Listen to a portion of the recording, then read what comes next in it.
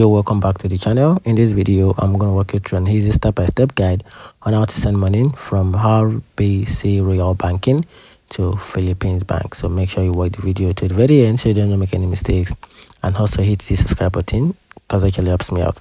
So to get started with the process, you have to access your RBC online banking or the RBC mobile app, then sign into your RBC online banking account or open the RBC mobile app. So then from there you have to initiate an international money transfer. So in the online banking, on the right side of the account summary page under the transfer and payment, select international money transfer.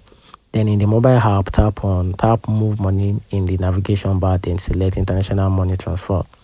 Then from there you have to provide the full or recipient details, which is the full name, address, and bank account number. Then enter the recipient bank name, address, and the Swift Pix code. Then after that, you have to choose the amount to send and the currency. Then review the estimate exchange rate and fund available date. Then from there, carefully review all details to ensure accuracy, then confirm and submit the transfer. And that's how to send money from RBC Royal Banking to Philippines.